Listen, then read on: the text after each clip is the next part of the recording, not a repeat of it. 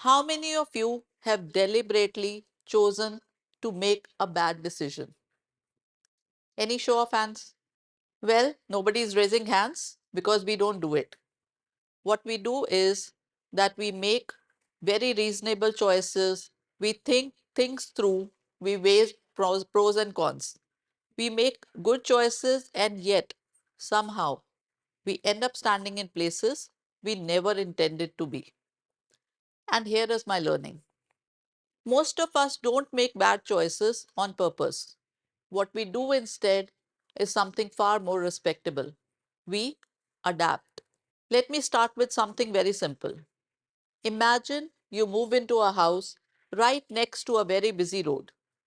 The first few days, you hear everything, every horn, every single engine starting, every truck which feels it owns the world. You lie there thinking, how do people live like this? What do I do? You change sides, you shut the windows, you even sit and do deep breathing, all the while thinking, I'll get used to it. And yes, within a week, you do get used to it. You sleep right through it. A month later, you don't even notice the noise anymore. A friend comes to visit and he asks, how are you living like this? There is so much noise. You look at him and wonder, what noise? The traffic or the noise didn't stop. What stopped, what happened was that you adapted. Adapting is not a weakness. In fact, it's a virtue. That's human intelligence at work. Our brains are built to do this.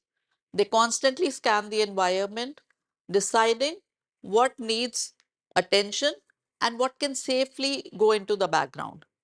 Without that filtering system, life would feel unmanageable. We wouldn't be able to focus, rest, or work. Adaptation is a tool for survival. But here is the problem. The same mechanism in the brain doesn't stop at noise alone. It applies to tone, to behavior, to pressure, to environment. All these things which stop feeling wrong simply because when repeated, we imbibe. And this is the tricky part. Most of us don't even realize something has changed because subconsciously we are already adjusting to it. There is a well known phenomena to explain this. Visualize a frog is dropped into steaming hot boiling water. What do you think will happen? The frog would jump out immediately, right? But if the frog is placed in cool water and the temperature rises slowly, now the frog doesn't react. The change is gradual, almost unnoticed. By the time the water starts to boil and the danger becomes real, the frog has already adapted. Now it doesn't jump out. The point here isn't whether this phenomena is biologically proven or not. What matters is how closely it mirrors human behavior. We rarely ignore problems or solutions because we are careless. But most of the time they are ignored because they arrive slowly and just creep in. They feel manageable and so we don't even bother thinking about them. This is how the slippery slope works in real life. Not through dramatic moments, but through a series of small accommodations. Each one seems reasonable. Each one seems temporary. And because none seem decisive, we don't even experience it as a choice at all. By the time we pause to look around, we're already standing somewhere we never consciously chose. Let's take this out of theory and into something most of us recognize. Think of a workplace. In the beginning, boundaries are very clear. Work happens during office hours, messages are sent during the day, and availability requirements have set timelines. You know when you're on and when you're off. You know when it's a weekend or a holiday. One evening, late, a message comes. You respond because you feel it's urgent. A few days later, a few more mails late at night. Over the weekend, you get several emails which state urgent attention needed. Nothing out of the ordinary, right? I remember a colleague of mine who used to leave sharp at 6, unapologetically, and she would calmly say, I'll respond in the morning. At that point, it felt very confident. Almost, it felt as if that was a revolution.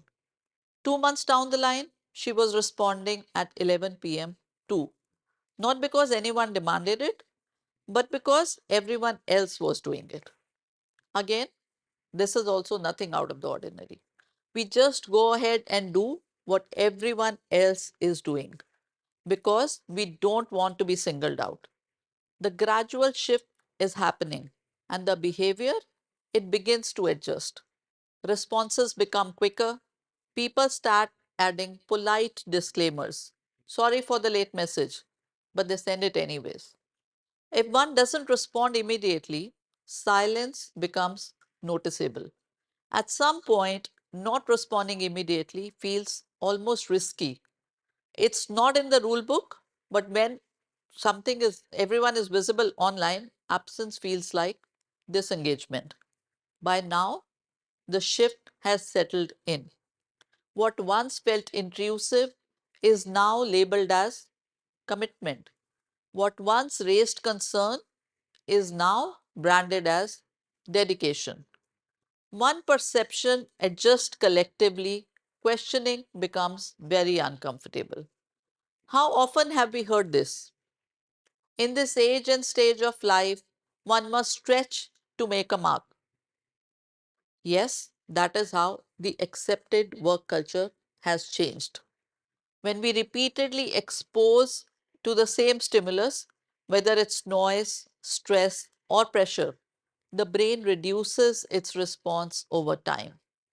The mind prioritizes conformity over correctness because conformity feels safer.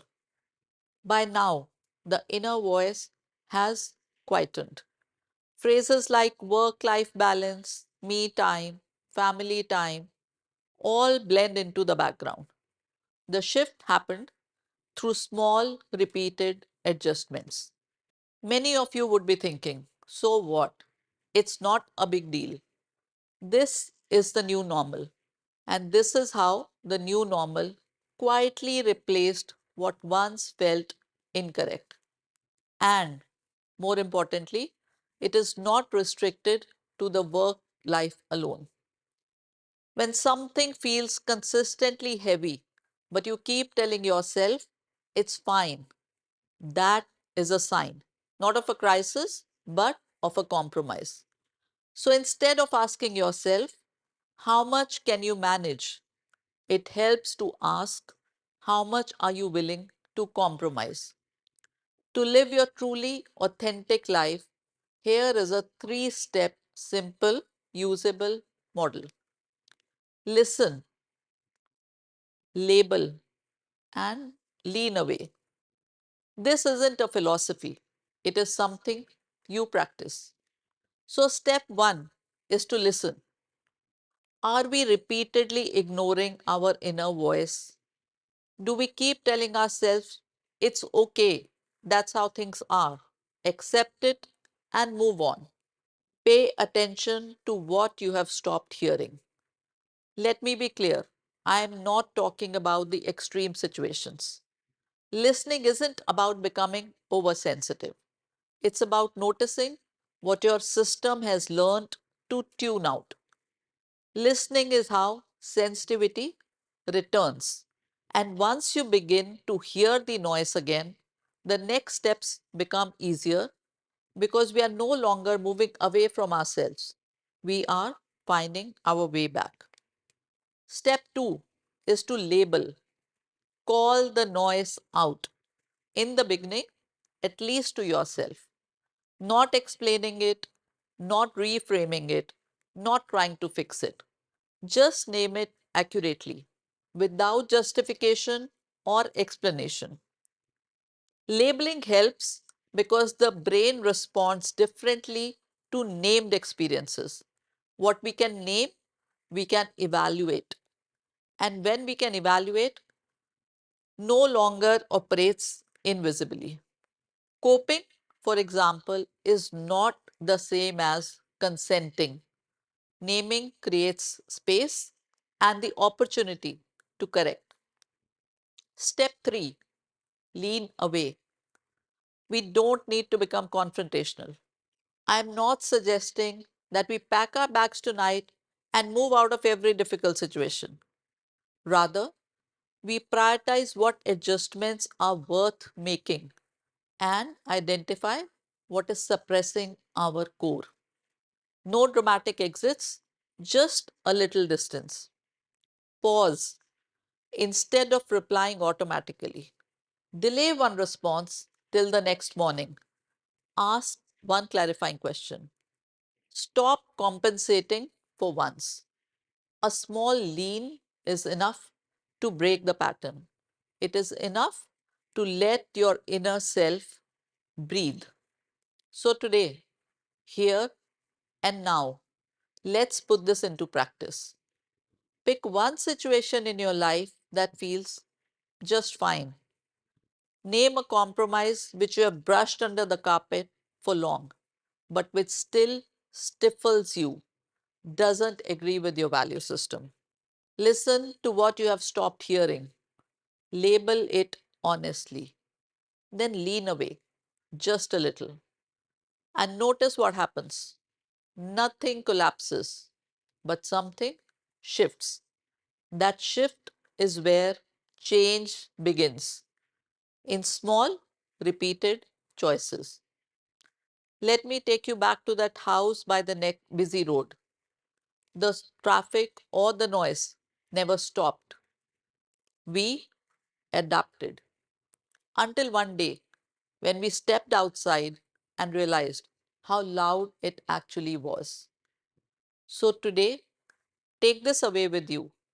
Adaptation is a powerful skill. Consent, however, is a choice, and you choose. Thank you.